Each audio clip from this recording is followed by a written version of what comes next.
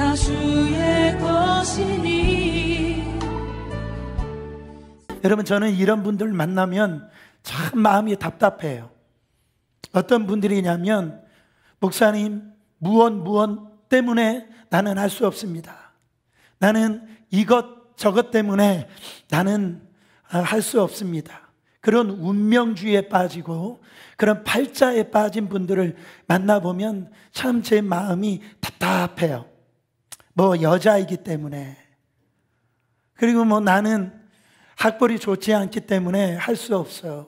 나는 뭐 좋은 부모를 만나지 못하기 때문에 나는 뭐 할 수 없다. 여러분, 지금까지 여러분의 인생을 사시면서 이런저런 핑계를 대고 이렇게 사셨던 분들이 있을 겁니다. 여러분이 정말 한계를 가지고 계십니까? 여러분, 연약함을 갖고 계세요? 지난주에는 우리가 추수감사절이기 때문에 이 설교를 하고 싶었지만은 지난주에 우리가 사도 바울의 그 가시를 통해서 우리가 단점, 연약함, 약점을 통해서 하나님은 역사하신다라고 우리가 말씀을 전했습니다. 여러분, 한계가 있으세요? 연약함이 있으세요? 그 약점, 그 결점, 그 단점, 그 연약함 때문에 여러분, 나는 하나님으로부터 쓰임 받을 수 없다라고 체념하지 말라라는 거죠. 단정 짓지 말라라는 거예요. 오히려 그 약점과 그 연약함과 그 단점으로 인하여서 내가 겸손히 주님을 바라보게 되어지고 정말 그 믿음으로 주님 앞에 붙들린 자가 되었다라고 하면은 그것이 감사의 조건이 될 수 있기에 나는 하나님 앞에 더욱더 쓰임받을 수 있는 인생이 될 수 있다라는 거예요. 여러분, 세상 사람들은요 참 자랑을 하죠. 뭐 물질을 자랑하고, 조금 이따 얘기하겠지만 잘생긴 걸 자랑하고, 뭐 자기 집안 배경을 이렇게 자랑해요. 어느 분들은요 영어 잘한다고 자랑합니다. 한국에서 그런 일이 있었대요. 이 자기 친구가 미국에 유학 갔다 와서 얘기를 하는데 자꾸 배터리를 배러리 그러더래요. 그러니까 친구가 너무 기분이 나쁘잖아요. 그래가지고 이 친구가 유학 갔다 온 친구에게 하는 말이, 너 자꾸 배터리를 배러리 하면 제러리로 던져버린다, 얘기를 했대요. 여러분, 아니 어느 유치원에서 이런 일이 있었대요. 아니, 어린아이들이 자꾸 이제 자랑을 하잖아요. 그러니까 한 아이가, 우리 엄마는 요즘에 수영을 배우는데 잠수를 30초나 한다? 그렇게 자랑을 한 거예요. 그러니까 그 옆에 듣고 있던 아이가, 우리 할머니는 해녀라. 잠수를 10분 동안 한다. 그게 자랑을 하네. 그러니까 가만히 듣고 있던 옆에 있는 애가 자랑할 게 없으니까, 우리 삼촌은 작년에 물에 들어가서 아직까지도 못 나오고 계신단다. 그게 자랑을 했대요. 제가 무슨 얘기 하느냐, 나이가 들었거나 뭐 나이가 어리거나 다 자랑한단 말이에요. 근데요, 사도 바울은요 가시가 있었던 사람이에요. 근데 그 가시를 자랑하는 걸 봐요. 그 약점을, 그 단점을, 그 연약함을 자랑을 합니다. 왜냐하면 그 약점과 단점과 그 연약함 때문에 자기가 자고하지 않고, 그렇게 교만하지 않고 하나님 앞에 나아갈 수 있어서 정말 하나님이 주시는 그 인생을 살았기에, 그거로 인해서 하나님 앞에 붙들리는 인생을 살았기 때문에 자기는 자랑한다라고 얘기를 합니다. 예수님의 12제자를 보세요. 성경은 예수님의 12제자를 특별히 이 전도자들에 대해서 이렇게 증언합니다. 고린도전서 1장 26절에 뭐라고 얘기합니까? 형제들아, 너희를 부르심을 보라. 육체를 따라 지혜로운 자가 많지 아니하며 능한 자가 많지 아니하며 문벌 좋은 자가 많지 아니하도다. 하나님 앞에 쓰임받은 사람들을 보니까 지혜로운 자가 많지 않고, 없는 건 아닌데 있는데 능한 자도 많지 않더라는 거예요. 문벌 좋은 자도 많지 않다라는 거예요. 하나님 앞에 쓰임받은 자들 보니까 세상에서 미련한 자, 세상에서 약한 자, 세상에서 천한 자, 하나님께서 그런 세상에서 멸시받고 세상에서 보잘것없는 자들을 하나님께서 불러주시고 택하여 주셔서 하나님이 귀한 믿음을 그들에게 부어주셔가지고 그들을 사용하셨더라는 거예요. 여러분, 그러니까 내가 가진 그 약점이나 연약함이나 부족함 때문에 기죽지 말라라는 거예요. 더 이상 기죽고 살지 말라라는 거예요. 이 하나님의 신자는, 예수를 믿는 사람들은요, 그것이 자랑이 되어지면서 그것이 오히려 감사가 되어지는 사람들이 신자의 삶이라고요. 사사 중에 그 에웃이라고 하는 사사는요, 왼손잡이였어요. 왼손잡이라는 것은 원어적으로 보면 그 오른손을 못 쓰는 장애인이었다라는 거예요. 근데 하나님께서 그를 사용하셔서 이스라엘을 구원하신 걸 보세요. 삼갈이라고 한 사람은 제3대 사사인데요, 이 사람은요 농부였어요. 농부. 근데 하나님이 이 사람을 어떻게 쓰셨냐면 소 모는 막대기로요, 그 블레셋 사람 600명을 그 막대기로 죽이게 만드셔가지고 이스라엘을 구원시키셨다고요. 하나님의 방법입니다. 여러분, 인간의 그 약점이나 평범함은 하나님께 쓰임 받지 못할 방해 요인이 될 수 없다라는 거예요.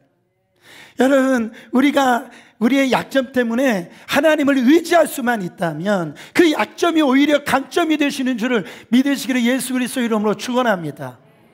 여러분, 이 사실을 반드시 깨달아야 돼요.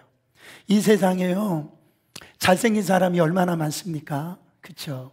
얼마나 예쁜 사람들이 많아요. 그러나 외모에 대해서요, 참 요즘에 그 외모 지상주의라 그 외모에 대해서 열등감을 갖고 사는 사람들이 의외로 많이 있더라. 그래가지고요, 한국 사람들은요 다 성형수술 안 한 사람이 없대요. 너무 다 그냥 뜯어 고쳐가지고, 그래서 천국에 가니까 예수님도 헷갈린대요. 너무 이 사람이 그 사람이지 저 사람이지 헷갈린답니다. 여러분들 그런 열등감이 있는 분들은 회개하셔야 돼요. 하나님이 바로 여러분을 작품으로 만드셨다라는 거예요. 걸작품으로 만드셨다라는 거예요. 근데요, 우리의 잘못된 인간적인 그런 인본주의적인 사고방식과 이 가치관으로 인해서 내 자신에 대해서 잘못된 평가를 내린다라는 거예요. 나는 불행한 사람이라는 거예요. 여러분, 우리 정말로 저도 이 뉴욕에 오니까 뮤지엄이 많아서 좋아요. 그 그림 이렇게 있잖아요. 세계적인 그런 명화들 있잖아요. 근데요, 제가 그 뮤지엄 가가지고선 아마 우리 이만나 집사님이 그걸 누리시더라고요.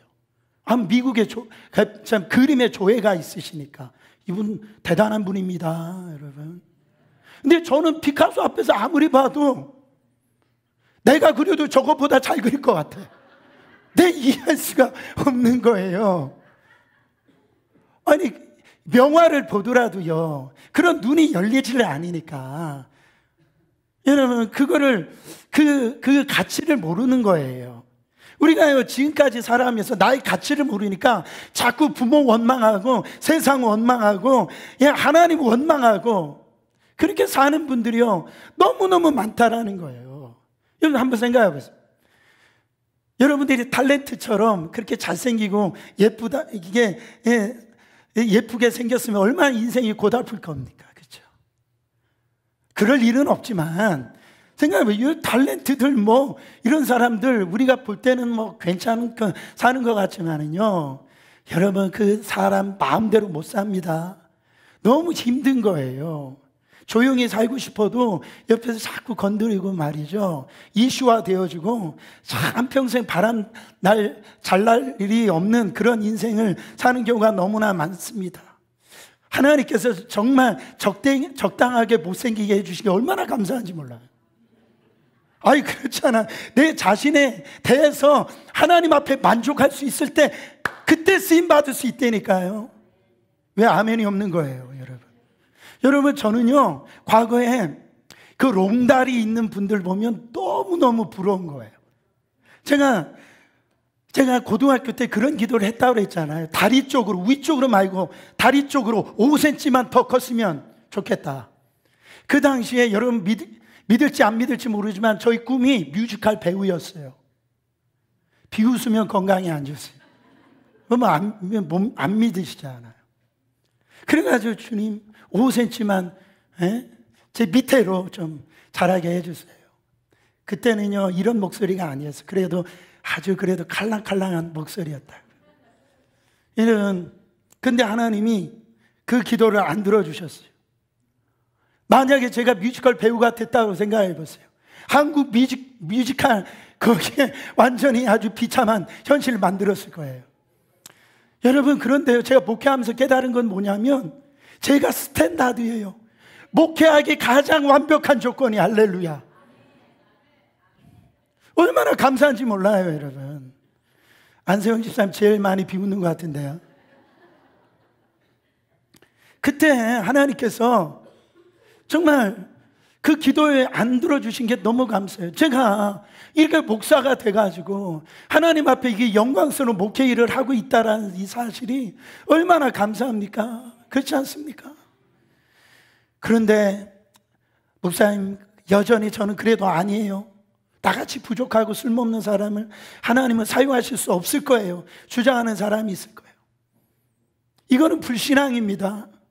이런 생각은요 자신을 하나님의 자리에 올려놓는 행동이에요. 이런 겁니다. 내가 못하니까 하나님도 못한다, 이렇게 얘기하는 거예요. 여러분, 이것보다 더 무서운 불신앙과 교만이 어디 있습니까? 나는 할 수 없지만 하나님은 하신다. 하나님께서는 역사하신다. 할렐루야. 여러분의 삶은 스스로 여러분들이 이 결정을 내지 마시라는 거예요.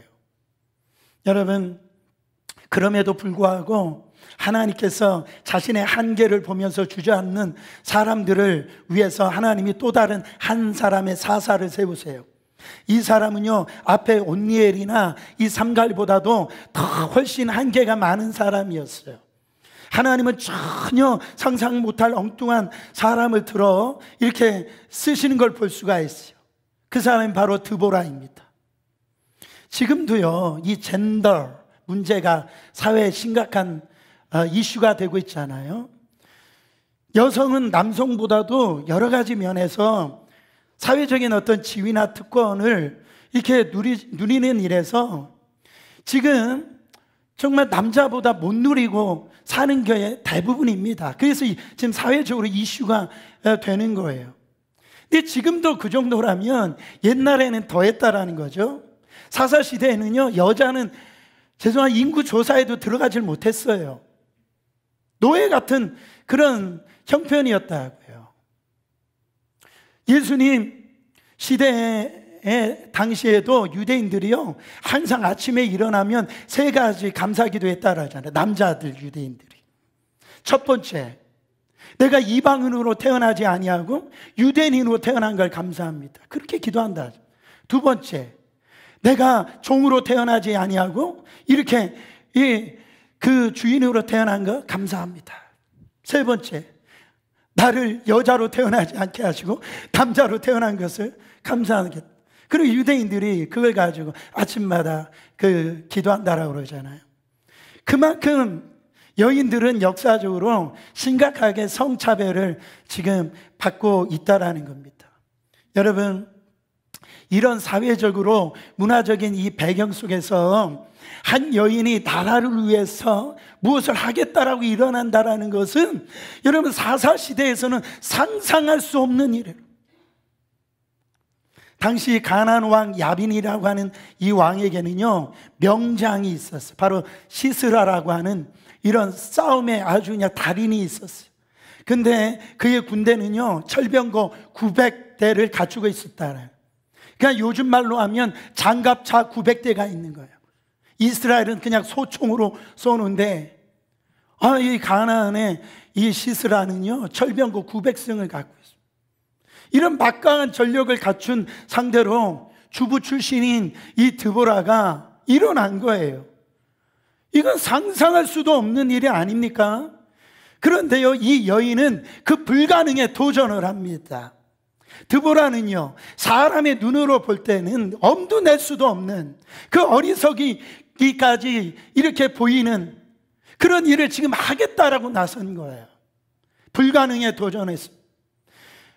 여러분, 그러면 이 드보라가 이토록 용감하게 불가능에 도전할 수 있었던 이유가 무엇인가? 오늘 말씀을 통해서 잠깐 은혜 받길 원합니다. 첫 번째로, 그녀는요, 하나님의 음성을 들었어요. 본문 4절 보세요. 그때 라비도세의 아내 여선지자 드보라가 이스라엘의 사사가 되었는데, 라비도세의 아내 누구라고 합니까? 여선지자라고 그래요. 여러분, 선지자는 누굽니까? 하나님의 음성을 듣는 자예요. 무엇보다도 하나님의 음성을 듣고 그 음성을 백성에게 전하는 사람입니다. 그러니까 이 시대가 얼마나 영적으로 무너졌는지를 알 수가 있죠. 하나님의 음성을 늘 남자에게 주었는데 영적으로 완전히 타락하니까 하나님이, 너 얼마나 급하셨는데 여자에게 하나님께서 음성을 들려주셨어요. 교회도 마찬가지입니다. 남자가 죄 구실을 못하잖아요. 하나님이 여자를 들어 사용하시는 거예요. 여성분들은 아멘 안 하실 거예요? 여러분, 드보라는요, 하나님의 음성을 듣고 이 음성을 바락에게 전합니다. 6절 말씀 보세요. 드보라가 사람을 보내요. 아비노함의 아들 바락을 납달리 게데스에 불러다가 그에게 이르되, 이스라엘의 하나님 여호와께서 이같이 명령하지 아니하셨느냐? 너는 납달리 자손과 스불론 자손 10,000명을 거느리고 다볼산으로 가라. 지금 드보라는 하나님의 음성을 듣고 고난에 처해 있는 백성들에게 그분의 말씀을 전하는 이 선지자의 역할을 지금 감당하고 있는 거예요. 이 고난의 시절에 평범한 여인이었던 그 드보라는요, 하나님의 음성을 들은 거예요. 사랑하는 여러분, 여러분 자리에 어렵다라고 역경 가운데 정말 힘든 그런 처참한 환경 가운데 있는 분들이 있습니까? 위기 가운데 있는 분이라고 생각되어지는 분이 계세요? 그렇다면 그때 우리가 살 길은 하나님의 음성을 듣는 거예요. 여러분에게 말씀하신 그 주님의 음성에 귀를 기울여야 된다라는 거예요. 사랑하는 여러분, 애굽 왕 바로의 손에서 이제 벗어나가지고 기뻐하던 이스라엘 백성들이 이제 광야길을 걷다가 만난 데가 어디입니까? 홍해를 만나요. 물은 넘실거립니다. 뒤에서는 애굽 군대들이 이스라엘 백성들을 추격하면서 이제 죽이려고 쫓아오는 거예요. 지금 어디도 피할 수 없는 지금 사면초가 다 맡겨버린 겁니다. 그때요, 이 모세는요, 하나님의 음성을 듣습니다. 그 모세가요, 그런 백성들의 절규와 그 아비규환 속에서 하나님의 음성을 들어요. 여러분, 그 하나님의 말씀을 들은 그 모세를 한번 상상하시면서 이 모세가 이스라엘 백성에게 전한 말씀을 한번 들어보세요. 출애굽기서 14장 13절부터 14절 읽어보세요. 너희는 두려워하지 말고 가만히 서서 여호와께서 오늘 너희를 위하여 행하시는 구원을 보라. 여호와께서 너희를 위하여 싸우시리니 너희는 가만히 있을지어다. 아멘. 그리스도인들이 하나님의 음성을 듣는 것이 무엇보다 중요합니다. 예배가 왜 중요합니까? 이 시간에 하나님의 음성을 듣는 거예요. 사람의 말을 듣는 게 아닙니다. 우리가요, 참으로 하나님의 말씀만, 그 한 말씀만 믿음으로 들을 수만 있다고 한다면 모든 어려움을 견뎌낼 수 있다라는 거예요. 우리가 예배를 드린다라고 해서 다 하나님의 말씀을 듣는 거 아닙니다. 어떤 분들은 이 말씀이 들려지시는 분이 있는가 하면 어떤 분들은 이 말씀을 듣질 않아요. 나의 말씀과 상관없는 말씀으로 듣는단 말이에요. 그래서 주변 사람들의 훈수보다도요, 우리는요, 하나님의 음성에 더 귀를 기울이셔야 돼요. 그러니까 삶이 고달프고 힘들수록 하나님 앞에 엎드려야 됩니다. 그래서 하나님의 음성을 들어야 돼요. 지금 여인 드보라가 불가능에 도전할 수 있었던 것은 그녀는 하나님의 음성을 들었다라는 거예요. 요한복음 10장 27절에 뭐라고 얘기합니까? 내 양은 내 음성을 들으며 나는 그들을 알며 그들은 나를 따르리라. 아멘.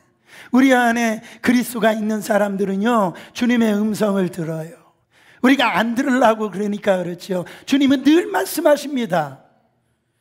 그때 그 음성을 듣는 자는 일어났어요. 멋진 인생을 살았습니다. 복된 인생을 살았다라는. 두 번째로 드보라, 그녀는요, 하나님이 주실 그 승리에 대한 믿음을 가졌어요. 믿음은 믿음인데 어떤 믿음이에요? 승리에 대한 믿음을 가졌다라는 거예요. 이건 너무너무 중요합니다. 믿음도 같은 믿음이 아니에요. 이 승리에 대한 믿음이 있어야 되네요. 7절, 드보라가 받은 그 하나님의 음성을 바락에게 이렇게 전해줍니다. 내가 야빈의 군대 장관 시스라와 그의 병거들과 그의 무리를 기손강으로 이끌어 내게 이르게 하고 그를 내 손에 넘겨주리라 하셨느니라. 여러분, 원수를 내 손에 넘겨주겠다라는 이 말씀을 이 지금 바락에게 전해주는데요, 이 하나님의 말씀에 대한 믿음이 없으면 이런 말을 못하는 거예요. 그러니까 저 사람이 하는 말을 딱 들어보면 저 사람 믿음이 있는지 없는지를 알 수가 있어요.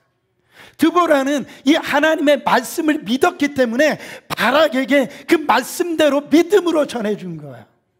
여러분, 하나님의 말씀이 조금이라도 의심이 있으면 나서지 못하는 겁니다. 근데 지금 드보라는 자신이 들은 하나님의 말씀에 대해서 확실히 믿었다라요. 그래서 바락에게 말했습니다. 주께서 이 원수를 당신의 손에 넘겨주실 것입니다. 그녀는 승리에 대한 믿음을 지금 가진 거예요. 여러분, 사실 인간적인 생각과 방법으로 생각한다면 바락이 어떻게 시스라를 이깁니까? 지금 소총 가지고 지금 이 철 장갑 이 900승을 어떻게 이겨요? 확률은 제로와 같은 거예요. 여러분, 이스라엘과 시스라의 군대 싸움은요, 마치 다윗과 골리앗 싸움보다도 더 심각한 거예요. 불가능한 싸움입니다. 그런데요, 바락이나 다윗에게는 세상에 없는 한 가지가 있었어요. 그게 누굽니까? 하나님이셨어요. 하나님이 함께 하신다는 믿음이 있었어요. 하나님이 함께 하시면 승리한다는 믿음이 있었다고요. 여러분, 너는 창과 단창으로 내게 오지만 나는 만군의 여호와 이름으로 내게 나가노라. 주님과 함께 하면 승리한다라고 하는 그 믿음이 있었다고요. 여러분, 그래서 미국의 윌리엄 제임스라고 하는 유명한 철학자가 이런 유명한 말을 남겼는데요, 저한테 은혜가 되더라고요. 행복한 사람이 되고 싶습니까? 그러면 행복한 사람처럼 생각하세요. 행복한 사람처럼 행동하세요. 이 말을 거꾸로 얘기하면, 불행한 사람이 되고 싶습니까? 그냥 불행한 사람처럼 생각하세요. 불행한 사람처럼 행동하세요. 그거하고 똑같은 거예요. 여러분, 요한복음 11장에 보면 마리아하고 마르다가 참 가정에 최대의 위기가 찾아왔잖아요. 거기에 부모가 없는 가정입니다. 가장이 누구였냐면 자기 오빠였어요. 나사로가 죽은 겁니다. 그러니까 가정에 아주 위기가 아니겠어요? 근데 예수님께서 나사로를 일으키기 직전에 이렇게 말씀하신, 나사로를 일으키시고 난 다음에 말씀하신 게 아니고 나사로를 일으키기 전에 이렇게 말씀하셨다. 요한복음 11장 40절 말씀 큰 소리로 읽어보세요. 네가 믿으면 하나님의 영광을 보리라. 한 번 더, 네가 믿으면 하나님의 영광을 보리라. 이 두 가지 단어, 믿으면 본다라는 거예요. 여러분, 우리는요 언제나 이 순서를 좀 바꾸려고 해요. 아유, 목사님 보여주세요. 제가 믿을게요. 그래요. 주변 환경이 좋아지면은 그때 제가 믿을게요. 여러분, 좋은 결과가 나면 그때 감사할게요. 이렇게 얘기한다. 근데요, 사랑하는 여러분, 성경에는 예수님께서 언제나 그렇게 가르치지 않았어요. 아직 나사로가 일어나지 않았을 때에, 살려주시기 전에 정말 믿음의 눈으로 너는 믿고 있느냐라는 거예요. 네 오빠 나사로가 너의 믿음의 눈으로 살아날 것을 믿느냐라는 거예요. 환경이 좋아질 것을 믿느냐라는 거예요. 네가 정말 믿느냐는 거예요. 남편이 변화될 걸 믿느냐라는 거예요. 여러분의 가정이 잘 될 것을, 내가 그리스도의 그 믿음 안에 있을 때 잘 될 것을 믿느냐는 거예요. 패배를 확신한 사람은요, 패배할 수밖에 없어요. 왜? 믿음대로 되기 때문에 그래요. 그러니까 여러분은 절망을 생각하는 사람은요, 절망할 수밖에 없어. 믿기 때문에. 여러분들, 여러분의 자녀와 여러분의 가정과 여러분의 이 미래에 대해서 절망하십니까? 아니면 승리를 확신하십니까? 어느 쪽이에요? 이것도 헷갈려요? 이 질문의 대답에 우리 인생의 성패가 좌우되어진다고 해도 과언이 아닙니다. 우리를 둘러싸고 있는 캄캄한 어둠과 그동안 안개 속에 헤매는 것 같은 그런 방황에도 불구하고 주님께서 우리에게 승리를 주실 것을 믿으실 바랍니다. 왜 그렇습니까? 우리를 주님께서 구원해 주셨잖아요. 영원한 생명을 주셨잖아요. 우리를 저버리지 않을 것을 그런 확신을 가지고 믿으시라는 거예요. 이 믿음은요, 사도 바울은 이 믿음을 가지고 확신했어요. 로마서 8장 32절, 제가 너무 좋아하는 말씀입니다. 자기 아들을 아끼지 아니하시고 우리 모든 사람을 위하여 내주시니가 어찌 그 아들과 함께 모든 것을 우리에게 주시지 아니하겠느냐. 아니, 저 십자가에서 하나밖에 없는 아들도 죽이시기까지 우리를 사랑하신 분이 뭐 아까워가지고 안 주시겠냐라는 거예요. 다 준다라는 거예요. 우리가 그 믿음만 가지고 있으면, 하나님께서 승리케 해주실 거라는 그 믿음만 갖고 있으면 우리는요, 불가능을 이길 수 있는 우리 안에 그런 새로운 삶이 다시 만들어질 수 있다라는 겁니다. 할렐루야. 세 번째로, 마지막으로, 그녀는 자신이 해야 할 일을 찾았어요. 여러분, 사람들이 딱 불가능한 일이라 딱 맞닥뜨리면은 뭐부터 하냐면, 자, 포기부터 잘해요. 포기하는 것이 가장 쉬운 해결책이라고 그렇게 생각을 합니다. 신기하죠. 그 순간에 믿음을 가지면 좋은데 왜 포기하냐고요. 그렇죠? 선택을 하더라도. 드보라는요, 지금 포기하지 않았어요. 그 시대에 어둡고 위기와 그런 절망에 처해 있었지만 드보라는요, 용기를 잃지 않았어요. 그 하나님의 음성을 듣고, 나는 뭐 가정주부인데 내가 뭘 할 수 있어. 나는 이렇게 몸이 연약한데 내가 뭘 그렇게 할 수가 있어. 이 나라를 위해서 내가 무엇을 할 수 있지? 그런 어떤 할 수 없을까 고민한 게 아니라 할 수 있을까를 생각을 했단 말이에요. 여러분, 그래서 구체적으로 자신이 무슨 일을 할 수 있을까 찾은 걸 볼 수가 있어요. 그가 한 일은 함께 사역할 수 있는 사람을 찾았어요. 자신은 아무것도 할 수 없지만 저 바락이라고 하는 그 사람이 장국관임을 발견했어요. 그래서 드보라는 바락을 찾아가 가지고선 이 함께 일할 것을 권유를 했어요. 함께 싸우자라고 얘기를 했어요. 여러분, 이게 너무너무 중요합니다. 격려하는 거, 함께 해보자라는 거. 어떤 사람은요, 그 남편에게 좀 이렇게 얘기하면 얼마나 좋아해요. 여보, 우리 함께 해봐요. 내가 함께 해줄게요. 내가 도와줄게요. 여보, 힘내세요. 그런 말을 안 하니까 아멘을 안 하는 거예요. 당신 뭐 그 모양 그 꼴이야, 저 옆집에 누구는 막 이렇게 하는데 당신은 뭐 돈도, 자꾸 그러니까 안 되는 거예요. 내가 있잖아요, 여보. 힘내. 내가 도와줄게. 내가 함께 해줄게. 목사님 염려하지 마세요. 제가 함께 해줄게요. 제가 손 붙들어 줄게요. 한번 따라해요. 목사님, 제가 있잖아요. 함께. 여러분, 이게 얼마나 큰 힘입니까? 그렇죠? 여러분, 그때요, 사람이 신기하게 변합니다. 그 한 사람이 그 마음을 갖다가 열어주는 그 순간, 이 바락이라고 하는 사람 힘을 내는 걸 볼 수가 있어요. 사랑하는 여러분, 원망만 하지 말고 옆에서, 집사님 내가 있잖아요. 내가 기도해 줄게. 집사님 이겨낼 수 있어. 승리할 수 있어. 하나님이 함께 하시잖아.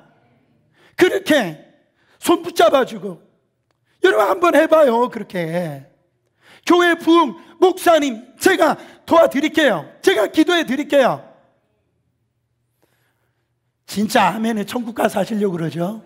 그냥 저축해 놨다가 저축해 놨다. 그렇죠? 여러분 하나님의 음성이 들리잖아요. 그러면 믿음이 생기는데, 그러니까 믿음은 들으면서 나는 거예요. 그러면 어떤 현상이 나오느냐? 결국은 사명이 발견돼요. 내가 해야 될 일이 보여지기 시작한단 말이에요. 내가 뭘 해야지, 어떤 일을 해야지 모르는 것은 뭐냐면 지금 하나님의 음성을 못 듣고 있기 때문에 그래요. 분명합니다. 이게 애매모호하지 않아요. 여러분 가만히만 계시지 마시고 그 하나님의 음성을 듣는 그 순간 하나님의 나라와 그 의를 위해 지금 내가 서 있는 곳에서 내가 할 일이 무엇인가, 그러면 되는 거예요. 여러분 어느 시골에 한 소년이 살고 있었답니다. 하루는 그냥 비가 많이 억수같이 내려가지고 집 앞에 나무가 쓰러져 있어가지고 길을 막았대요. 그래가지고 이 집의 아들이 혼자서 그 나무를 막 치우려고 애를 썼지만 이 나무가 아주 꿈쩍도 안 하는 거예요. 그게 쩔쩔매고 있으니까 아버지가 나와서 이렇게 물어보면, 얘야 너 정말 할 수 있는 일 정말 다 한 거니? 그랬더니 아들이, 아빠 제가 할 수 있는 일 다 해봤는데 이 나무가 전혀 움직이지 않아요. 그러니까 이 아버지가 하는 말이 아들에게, 아니다 아들아, 네가 아직 한 가지 아는 일이 한 가지가 있단다. 아빠 그게 뭐예요? 너는 이 아빠에게 도와달라는 말을 하지 않았어. 여러분 정말 하나님 앞에 도움을 구해 보셨어요? 하나님 앞에 정말 이 하나님 앞에 할 수 있는 일을 다 해보셨냐고요? 안 해요. 기도도 안 하고 예배도 안 하고 안 드리고 안 해요. 믿음을 안 드려요. 여러분 드보라는 자기가 직접 하지 못하는 일이 주어지지만 그 일을 할 만한 적당한 사람을 찾아 나섰다라는 거예요. 바락과 함께 하잖아요. 8절 말씀 보세요. 이렇게 얘기합니다. 바락이 그에게 이르되 만일 당신이 나와 함께 가면 내가 가려니와 만일 당신이 나와 함께 하지 아니하면 나도 가지 않겠노라 하니.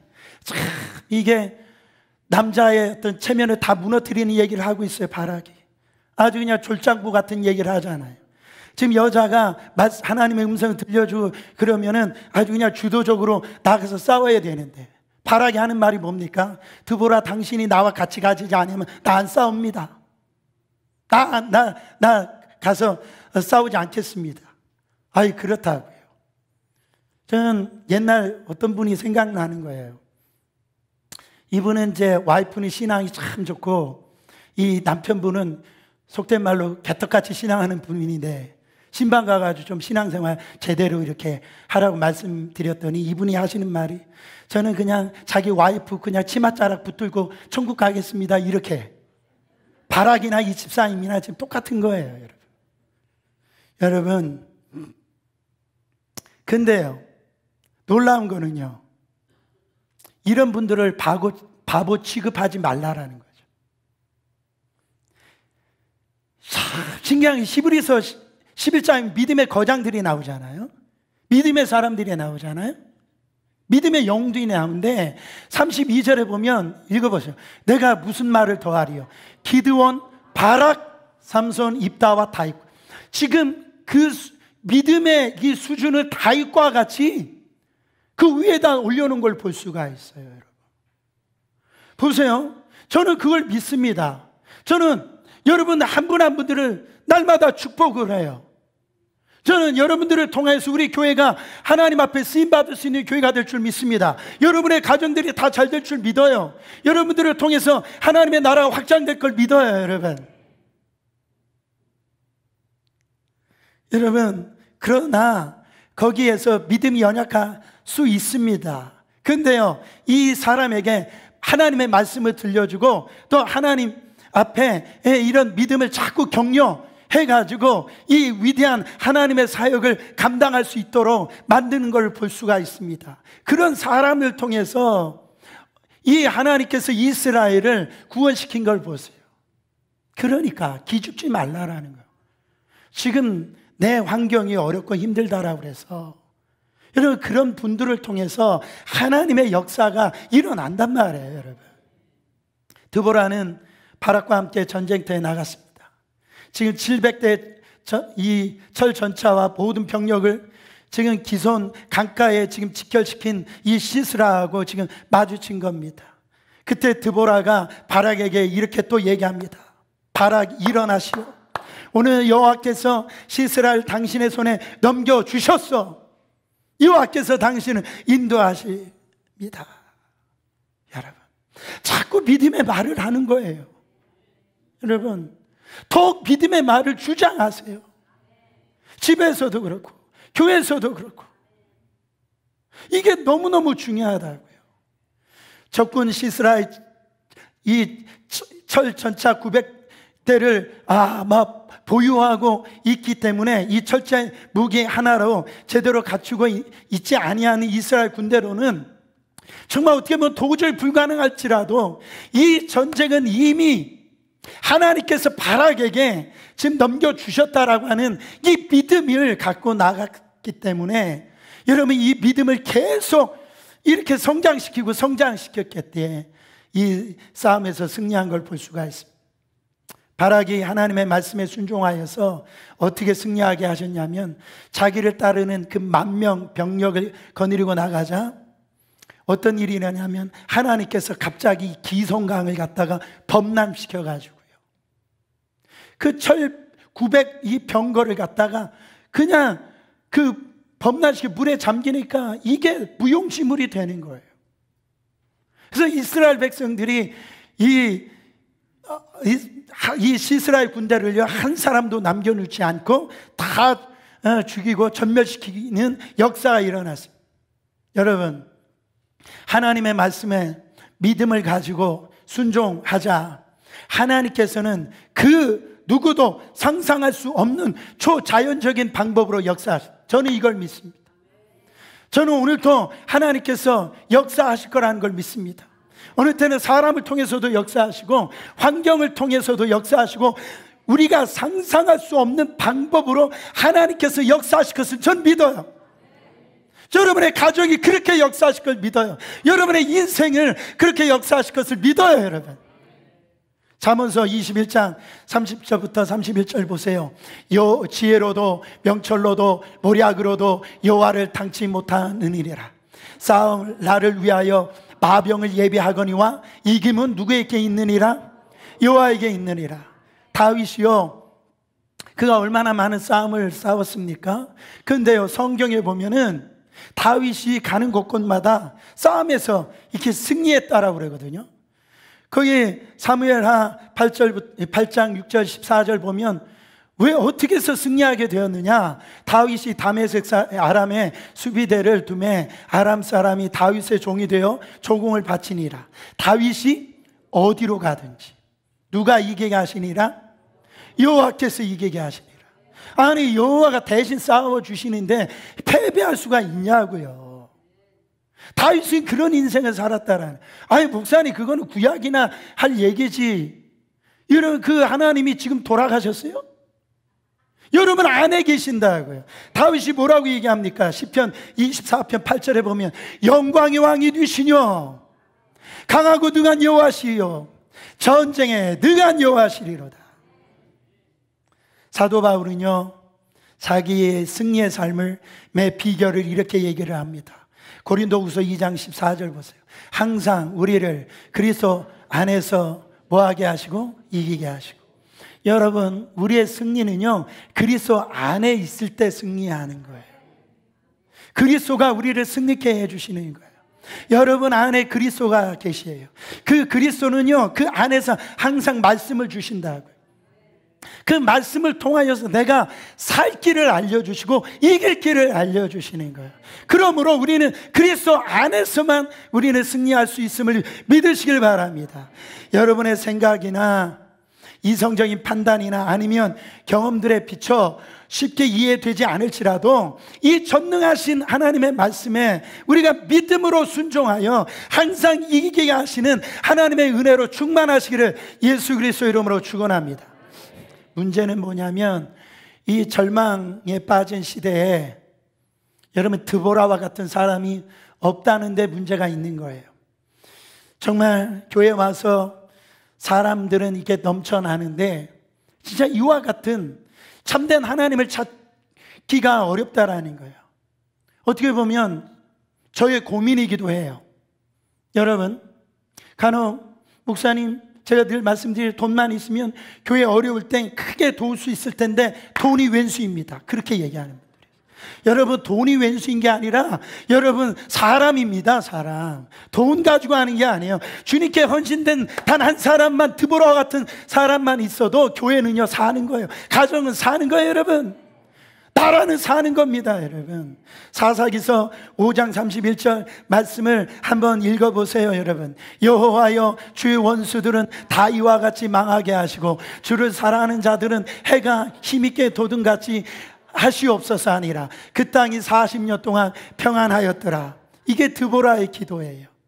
그 승리하고 난 다음에 캄캄했던 그 나라가 이제 해가 돋는 것과 같은, 힘있게 돋은 것 같은 그런 놀라운 역사가 일어났다라는, 그 영광의 주님을 바라보며 이 시대의 암흑을 뿌리치고 벌떡 일어나 자기가 가야 할 인생을 걸어간 사람, 불가능한 것 같아도 하나님의 그 음성에 순종하고 나가서 정말로 이 주님만 바라봤던 그 사람을 통해서 해가 돋는 역사가 일어나, 여러분의 가정이 해가 돋는 역사가 일어난 가정 되시기를 예수 그리스도 이름으로 축원합니다. 여러분, 사랑하는 여러분, 제가 말씀을 마치면서 여러분에게 묻고 싶어요. 여러분은 누구입니까? 지금 목사님, 저는 평범한 주부에 불과해요. 저는 지금 병에 걸려 있어요. 여러분, 나는 아무것도 할 수 없는 그런 연약한 사람이에요. 여러분, 예수님께서 뭐라고 말씀하세요? 마가복음 9장 23절, 예수께서 이르시되 할 수 있거든이, 무슨 말이냐? 뭐하는 자에게? 뭐하는 자에게? 믿는 자에게 능치 못할 일이 없는 일이라.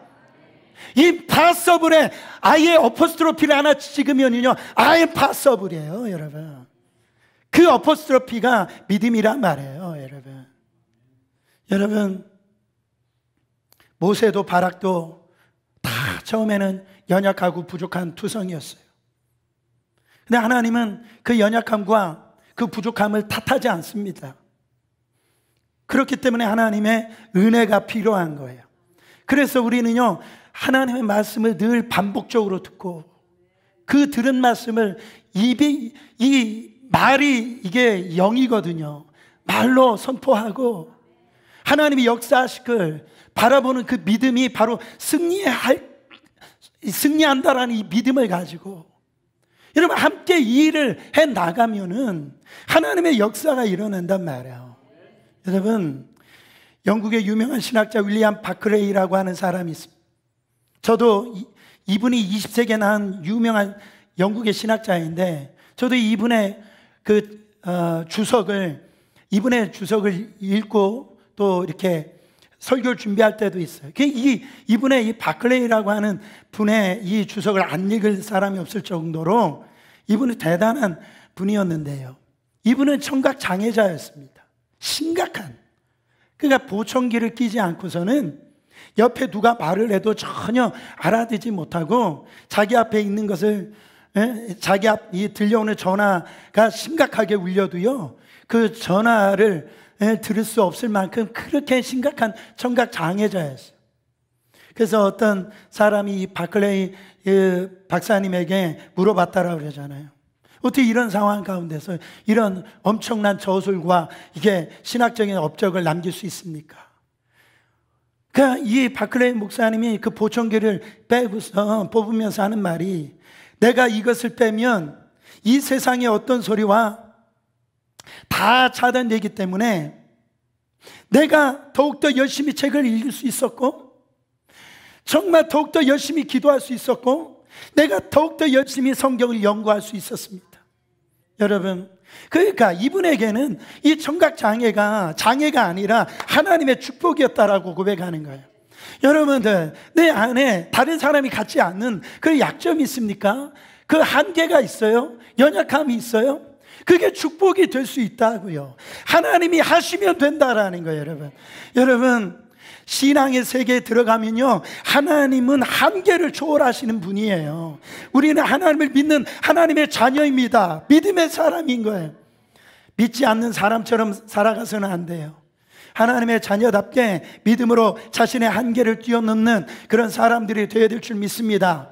우리 가정은 안 돼. 왜 안 됩니까? 우리 아버지는 절대 안 돼. 내 남편은 절대 안 돼. 여러분, 왜 안 됩니까? 우리 직장은 절대 안 돼. 왜 안 돼요? 여러분, 그런 게 어디 있어요? 하나님이 함께 하시면 되는 거예요, 여러분. 다 넘을 수 있는 거예요. 그걸 깨트려 버릴 수 있는 능력이 하나님 안에 있다고요, 여러분. 영적인 분야에서도 한계를 갖고 있는 거예요. 나는 큰 소리로 통성기도 할 수 없어. 그거 한계요. 왜 통성기도를 못합니까? 나는 이 묵상기도를 할 수 없어. 나는 기도하여 병고침을 받는다는 거 이해할 수 없어. 그러니까 다 한계입니다. 여러분, 성경은요, 정말 우리 나름대로 이 한계를 극복한 사람들의 이야기가 수두룩 없이 나옵니다. 우리가 존경하는 사도 바울은 그 불치병을 지닌 채 평생을 복음을 위해서 교회를 세웠어요. 그 불치병 때문에 사역을 포기하거나 낙마하지 않았다라는 거예요. 그 질병이 그의 앞을 가로막는 장애가 되지 않았다라는 거예요. 그는 자신의 연약함을 자랑했어요. 고린도후서 12장 9절부터 10절 말씀, 이러므로 도리어 크게 기뻐함으로 나의 여러 약한 것들에 대하여 자랑하리니 이는 그리스도의 능력으로 내게 머물게 하려 함이라. 여러분, 한계에 있거나 약점이 있거나 기죽지 마세요. 눌리지 마세요. 그걸 하나님 앞에 드리세요. 그러면 하나님의 능력의 도구로 여러분 사용 받으실 겁니다. 예수님이 바로 그런 사역을 하셨어요. 예수님께서 계속해서 그어 놓은 그 선을 다 넘으셨어요. 바리새인들이 예수님을 따라다니면서 했던 것은 다 한계를 긋는 그런 거였어요. 여기 넘어가면 안 돼, 저거 하면 안 돼. 그런데 예수님이 계속 넘어갑니다.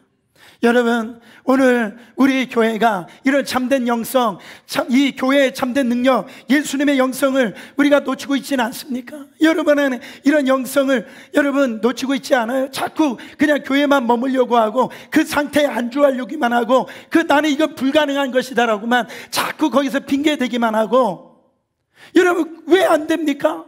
주님이 우리 안에, 그 전능하신 그 주님이 우리 안에 계시단 말이에요. 이미 우리 속에 오셨다라니. 여러분의 한계를 짓지 마세요. 그걸 통하여 하나님의 역사가 일어난다라는 거예요. 이 시간에 우리 같이 기도하겠습니다.